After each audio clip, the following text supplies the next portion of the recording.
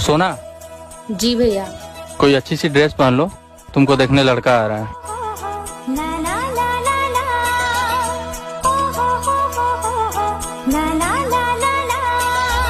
तुम दोनों बातें करो, मैं आता हूँ।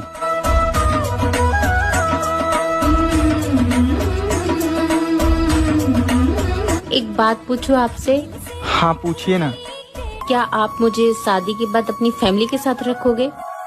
मेरा कहने का मतलब है कि मैं आपकी फैमिली के साथ नहीं रहना चाहती हूँ। हम दोनों अलग रहेंगे। देखिए, मैं ऐसा नहीं कर सकता।